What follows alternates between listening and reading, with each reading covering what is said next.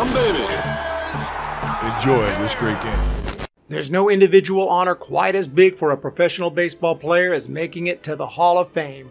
268 former players out of over 15,000 who have played in the majors have been enshrined into Cooperstown. There are also many players who have what appeared to be Hall of Fame careers, but for some reason or another, never were inducted. Sometimes that reason is clear. Connections to performance-enhancing drugs has kept out many greats. However, in today's presentation, we are going to count down the top 10 non-steroid related Hall of Fame snubs. These are players who had careers with sustained excellence, plenty of awards, no PED controversies to speak of, although some may have had some animosity with the media for other reasons. This is not to say I don't believe that some of the PED-connected players should be in the Hall, but at least the reason why they haven't been enshrined is obvious. This list will also avoid players banned from the Hall like Pete Rose and Shoeless Joe Jackson. So without further ado, let's get started with number 10, Dick Allen. Dick Allen was simply one of the best hitters of his generation. He won a Rookie of the Year award in 1964 and followed it with several seasons of offensive domination. Allen won an MVP award in 1972 after hitting .307 with 37 home runs and 113 driven in. He was a 7-time All-Star with 9 seasons of at least 85 RBIs and 10 with at least 20 home runs. Unfortunately, he played only 15 years and dealt with several injuries. He retired with 351 home runs, 1,848 hits, and a .292 batting average. Falling short of 2,000 hits likely hurt Allen, along with the fact that he was not popular with the media. However, for about a decade, he was among the best in the game. From 1964 to 1974, he had the best OPS in baseball, better than both Mays and Aaron. All things said, Dick Allen may not be a first ballot shoo-in, but certainly should have been inducted at some point before he passed away in December of 2020. Number 9, Billy Wagner. In determining what makes a Hall of Famer, since there aren't that many guidelines that the Hall provides, one of the best ways to gauge it is by simple precedence. And based on previous inductions, it's clear that relief pitchers, if they were good enough, can get in the Hall. Hoyt Wilhelm, Rollie Fingers, Goose Gossage, Mariano Rivera, Lee Smith, and Bruce Sutter all have been elected. Wagner stacks up extremely well against them and statistically is even better than most of them. Only Rivera has a better ERA than Wagner's career 2.31. Along with Smith and Hoffman, Wagner is a 7-time All-Star and he's better than both at nearly every stat. His whip and strikeout per 9 ratio are better than every Hall of Fame reliever, including Rivera. The only possible knock on Wagner is his poor postseason performance, an ERA over 10 in 11.2 innings, a fairly small sample size. Still, Lee Smith had an ERA over 8 in the postseason, and that didn't keep him out. Besides, the regular season is the bulk of a player's career, and if a player can get in the Hall of Fame without even playing in the playoffs, which they have, then a poor performance in a very small sample size shouldn't keep someone out. Billy Wagner was one of the best relief pitchers in baseball history, and he belongs in the Hall of Fame. Number 8, Lou Whitaker. A 5-tool player who did almost everything well for 19 years. Second baseman Lou Whitaker was insultingly thrown off the ballot after receiving less than 5% of the vote in 2001. With 2,369 hits and 244 bombs, he didn't hit the major milestones, but he helped his team win games for 19 years, all for the Detroit Tigers. He won a Rookie of the Year award. He was a 5-time All-Star, a 3-time Gold Glover, and he even won 4 Silver Sluggers. His career WAR on Baseball Reference is better than Reggie Jackson, Derek Jeter, and Tony Gwynn, among many other Hall of Famers. He also had over 1,100 career walks and an impressive .363 on-base percentage, which is the same as Hall of Fame second baseman Craig Biggio. The top 3 players who compare to Whitaker in the similarity scores metric at Baseball Reference are Ryne Sandberg, Alan Trammell, and Roberto Alomar, all Hall of Famers. Unfortunately, the outlook isn't so bright for Whitaker, as he not only fell off the main ballot, but he hasn't even been considered yet by the Veterans Committee. Number 7, Sherry McGee. A forgotten player from the early 20th century, left fielder Sherry McGee, who mostly played for the Phillies, had an extraordinary career in which he led the league in runs batted in 4 times, maxing out at 123 in 1910. He also led the league in batting average that year, hitting .334. MAGEE could also fly, stealing over 20 bases 10 times, including 55 steals in 1906. He could run down fly balls like no one else and was known for his stellar defense as well. Sherry MAGEE was a superstar during the dead ball era, always giving it 100% with an intense passion for the game. Unfortunately, that passion sometimes turned to anger, and he once decked an umpire during an argument over a third strike call. It's likely he wasn't too popular with the press, which may explain his lack of a plaque in Cooperstown. In 1920, after an amazing 16-year career, he chose to play in the minor leagues instead to avoid playing for the greedy owners who he wanted nothing to do with. On the all-time list of left fielders, Sherry MAGEE is 15th in WAR, higher than Willie Stargell. The only players above him that are not in the Hall of Fame are Manny Ramirez, Barry Bonds, and Pete Rose. Number 6, Scott Rolen. For many, Scott Rolen is a borderline candidate, but if you dig deeper into the numbers, he seems like a shoo-in. Rolen is a Rookie of the Year award winner. He was elite for over a decade, both offensively and defensively. He won an incredible 8 Gold Gloves, more than any third baseman in history, besides Mike Schmidt, Brooks Robinson, and now Nolan Arenado. Rolen also made 7 All-Star teams and won a Silver Slugger. Statistically, he is in the top 10 WAR all-time for third baseman, and every eligible player above him is in the Hall of Fame. He was also fantastic during the 2006 World Series, hitting .421 with 3 doubles and a home run, helping the Cardinals bring a ring to St. Louis.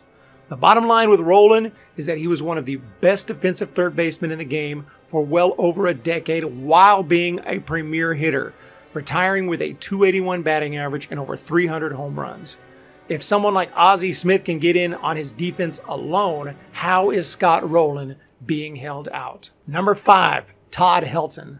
Statistically, Todd Helton is a Hall of Famer. He hit .316 for his entire career with an on-base percentage of .414 and over 2,500 hits to go along with 3 Gold Gloves, 4 Silver Sluggers, and 5 All-Star selections.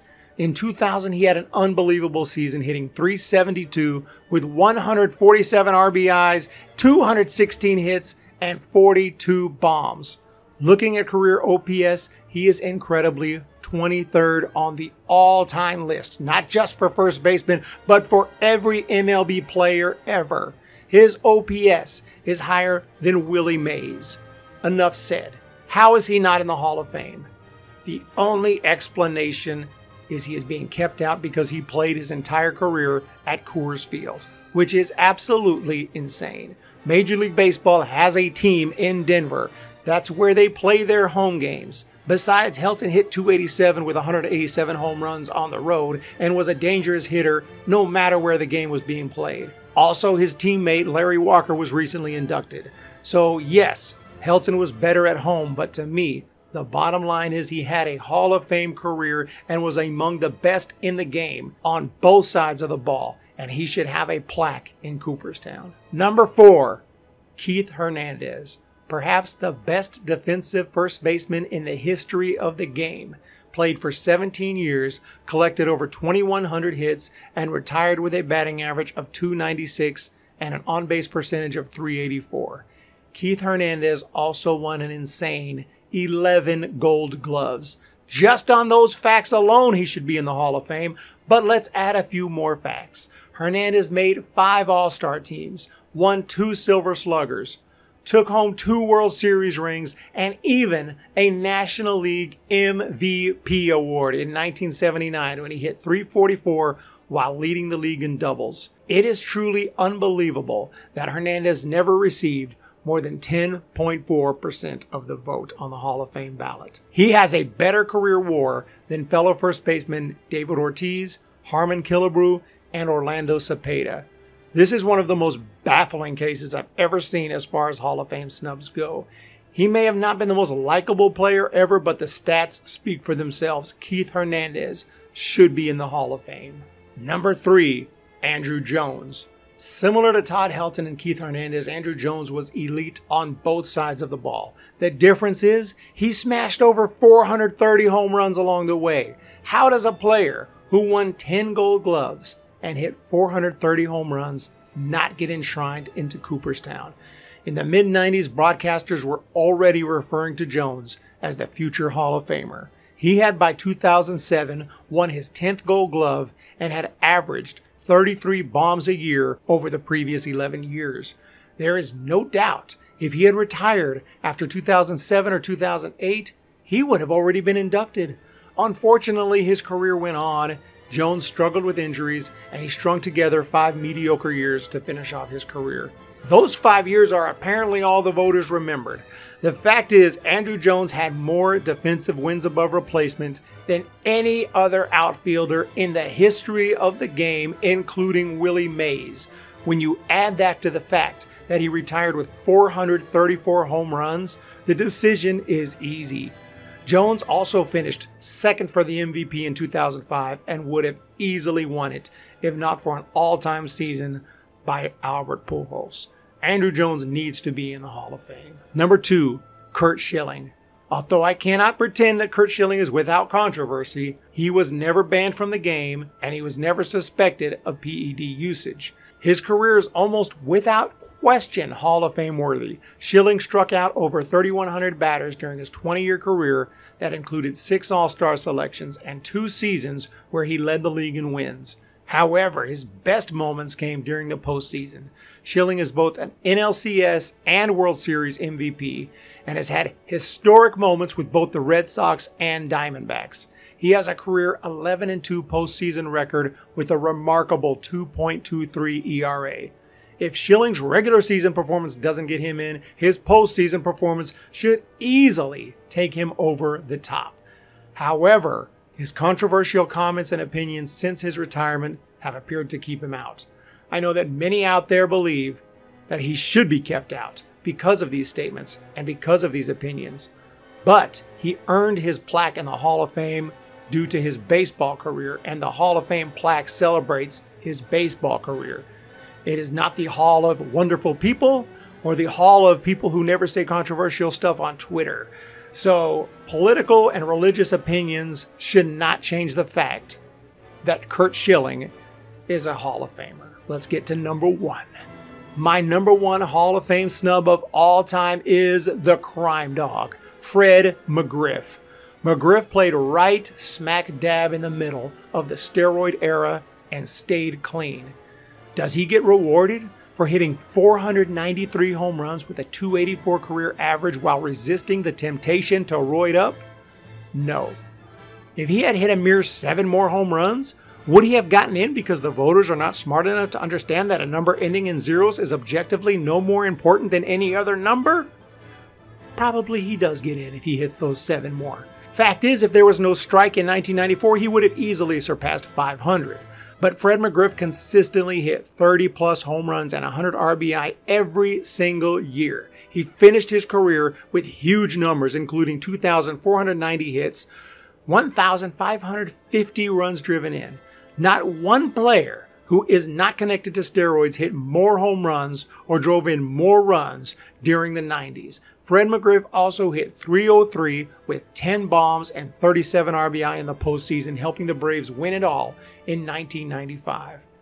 The most insane thing about Fred McGriff being held out is that he was a class act. He was great with the fans, polite with the media, and never seemed to have an enemy. If the voters insist on not voting for Bonds or Clemens because of steroids, don't they have to give more credit to those who stayed clean and still put up Hall of Fame numbers, albeit not bloated and video game-ish numbers, because he didn't do steroids? Fred McGriff is easily my number 1 Hall of Fame snub of all time, and it makes me feel literally sick that he fell off the ballot. Veterans Committee, do the right thing and put Fred McGriff in the Hall of Fame. There you have it for my top 10 Hall of Fame snubs of all time, not counting steroid and banned players. Feel free to yell at me in that comment section down below about who I left off or who I put on, who is certainly not a Hall of Famer. Of course, I already realize I know nothing about baseball and have lost all credibility. Thank you so much for your amazing support Hit that thumbs up and hit that subscribe button. Have a fantastic day. We will talk to you next time.